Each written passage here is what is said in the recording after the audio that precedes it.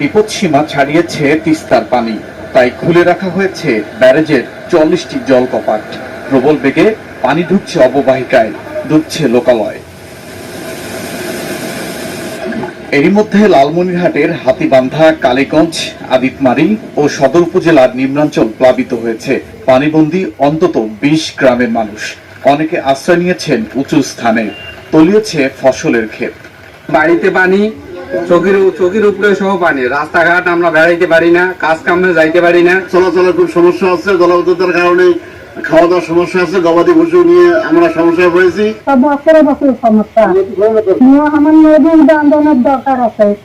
ডুবেছে রংপুরের গঙ্গাচড়া, কাউনিয়া, পীরগাছা ও নীলফামারীর জলঢাকা নিম্নাঞ্চল। অনেকের বাড়িঘরেও ঢুকে পড়েছে পানি।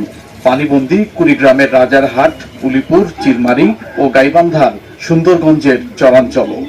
পানির জন্য আমরা কোথাও বেড়া করা করতে পারতেছি না। পাক শাক যে করবো ঠিক মতো, পাক শাক করে আমরা খাইতে পারতেছি না ঠিক মতো। মহাপরিকল্পনা যদি বাস্তবায়ন হয়, তারা এটা এসে যদি মাঠ পর্যায়ে জরিপ করে, তাহলে হয়তোবা আমাদের এই এলাকার মানুষ সুফল পাবে।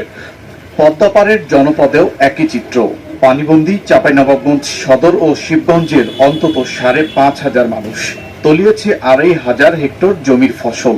রাজশাহীতে চর খিদিরপুর, খানপুর ও মিডলচর এলাকাও প্লাবিত রয়েছে। অনেকে আশ্রয় নিয়েছেন শহর রক্ষা বাঁধে। ১৫ দিন থেকে ভিজা আছে। কান্ডাতে চুলা ছিল, চুলা সব বন্ধ হয়ে গেছে, পেশাব পায়খানা সব বন্ধ হয়ে গেছে। খুব বন্যা, প্রচুর বন্যা। বাড়িতে পানি হয়ে গেছে, আমার বাড়ির পাশে শিউর পড়ে গেছে, মানে গর্ত হয়ে গেছে স্রোতের কারণে। গরু থাকে বন্যার পানিতে আর কি ডুবে গেছে, এখন গরু আছে খুব কষ্ট পাচ্ছে। এছাড়া কুষ্টিয়ার দৌলতপুরে পদ্মা তীরবর্তী কয়েকটি এলাকাও প্লাবিত হয়েছে। সাথে দেখা দিয়েছে নদী ভাঙন। ওবায়দুর রহমান প্লাবিত হয়েছে। পানি